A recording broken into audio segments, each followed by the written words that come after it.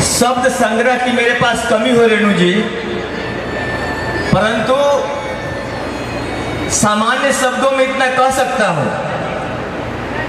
कि 58 वर्ष के कालखंड में जिस सीतामढ़ी के बहुत बड़े दाता ने इस काम का शुरुआत किया,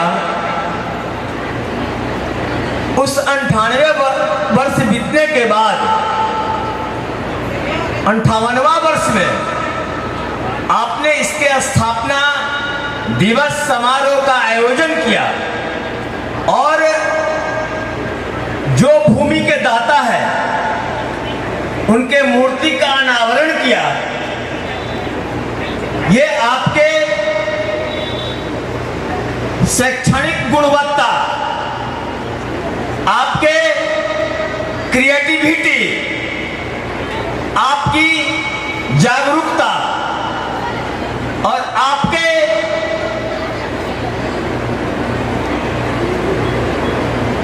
महान चिंतन का यह परिणाम है कि इस 58 वर्ष बीतने के बाद आपने ये कार्यक्रम किया।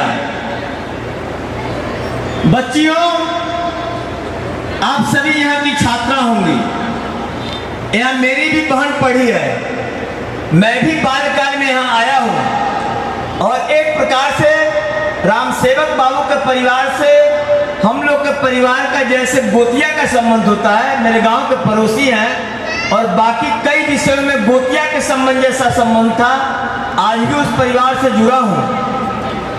मैं रेणु ठाकुर जी से कहूँगा कि एकदम आप लिस्टिंग करिए, 1967 से आज तक जितने भी यहाँ प्रोफेसर रहे हैं उन सभी प्रोफेसर को लिस्ट करके सबको इनविटेशन दीजिए। दो तरह की बातें हैं, एक तो ये है कि समाज को सकारात्मक दिशा में जिसने अपने धन का उपयोग किया और उस धन के उपयोग से जितनी छात्राएं जिला की फलीभूत हुई, इससे जो धनवान व्यक्ति होंगे उनको ये प्रेरणा मिलेगा। और जो यहाँ के प्रोफेसर लोग हैं, रिटायर्ड प्रोफेसर हैं, आप सबकी मैं वंदना करता हूँ, क्योंकि वित्त रहित व्यवस्था में भी आप लोगों ने इस महाविद्यालय का 58 वर्ष पार किया और अपने कई डॉक्टर्स पैदा किए, कई इंजीनियर्स पैदा किए और मेरे लिए गर्व की बात है, ये मेरा सौभाग्य है, ये मेरा कभी का पुण्य जगह है कि मेरे जनप्रतिनिधित्व काल में मेरे परिवार जैसे राम सकल बाबू का परिवार है, उस परिवार से दिए हुए भूमि में उनके स्थापित महाविद्यालय में मेरे उपस्थिति में उनके मूर्ति का अनावरण हुआ। मैं अपने आप को सौभाग्यशाली समझता हूं, मां सरस्वती की कृपा है। बच्चियों, भारत वह देश है, सब लोग सामान्य तौर पर भाषण में कहते हैं कि महिलाएं दबी थी, महिलाएं कुचली थी, महिलाएं पर्दे की आड़ में थी। ये जो इतिहास की छात्राएं हैं वो जानती होंगी, इतिहास को 3 भागों में बांटा गया है, मॉडर्न हिस्ट्री, एंशिएंट हिस्ट्री और मेडिएवल हिस्ट्री।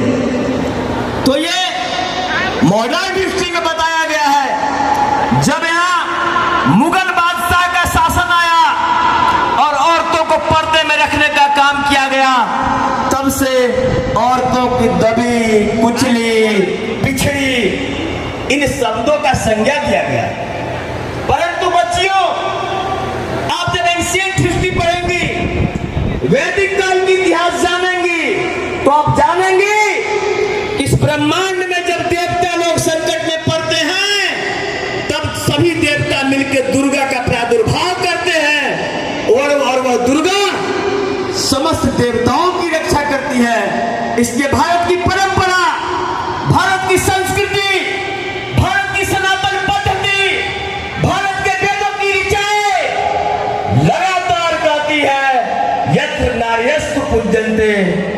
रमंत देवता।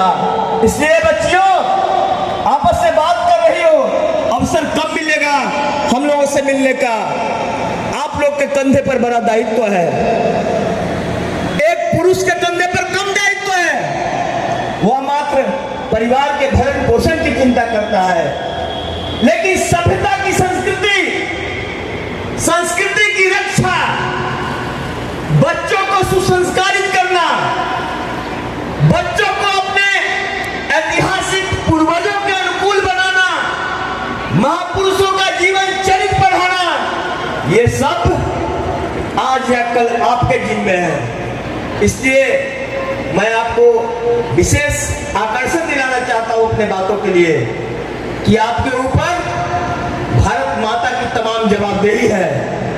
और जिस प्रकार हम लोग आज के दिन ये संकल्प करते हैं कि 2047 में विकसित भारत देखेंगे, उसमें आपका भी हर एक कदम पर सहयोग चाहिए। और आप में पुरुषों के तुलना में परमात्मा ने कई गुना अधिक शक्ति दिया है। सहने की शक्ति, पालने की शक्ति, रक्षा की शक्ति, धन की शक्ति, विद्या की शक्ति, तमाम शक्तियां प्रकृति ने आपके हाथों में दिया है। इसलिए आप लोगों को और कठोर साधना करना पड़ेगा। और जब आप कठोर साधना करेंगी तो आने वाली पीढ़ी पुष्पवित, पल्लवित, सुसंस्कारित, सारगर्भित और सभी प्रकार के गुणों से निपुण, संपन्न आने वाला हमारा विरासत होगा। और महाविद्यालय के स्थापना दिवस पर सरस्वती की वंदना आप लोगों ने किया। और आपका जो बाबा साहब भीमराव अंबेडकर विश्वविद्यालय है, उसके मोनोग्राम पर क्या है? कोई बच्ची बताएंगी? कोई छात्रा बताएंगी उसके मोनोग्राम पर क्या है? उस पर है नास्ति विद्या समम चक्षु।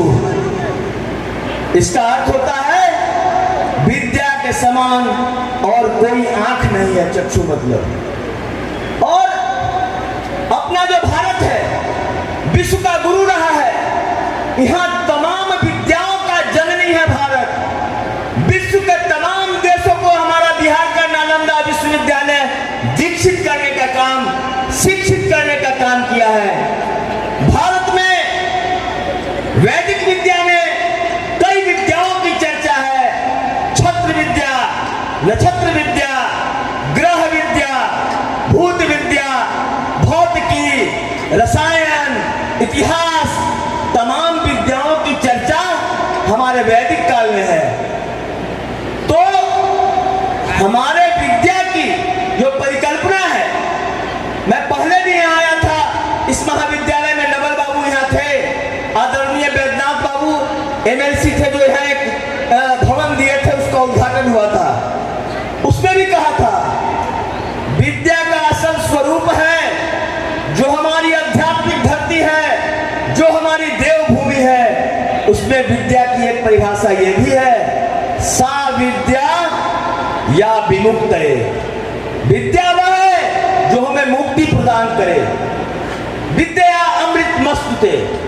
तमाम विद्यालय, विश्वविद्यालय, केंद्रीय विद्यालय संगठन, तमाम जो हमारा पूरा हिंदुस्तान का, कश्मीर का महाविद्यालय हो या तमिलनाडु का हो, सभी महाविद्यालयों में जो मोनोग्राम लगा है, उस मोनोग्राम में हमारे हिंदुस्तान के पुरातन वैदिक संस्कृति का श्लोक लिखा है। इसलिए हमारा जो संस्कृति है, समृद्ध संस्कृति है, समृद्ध विरासत है, समृद्ध इतिहास है। और हमारे जो पूर्वज, हमारा जो अभिजात्य बल है, वह विश्व के किसी भी देश के अभिजात्यों से बड़ा है। इसलिए भारत का मस्तक सदा ऊंचा रहा है, ऊंचा रहेगा।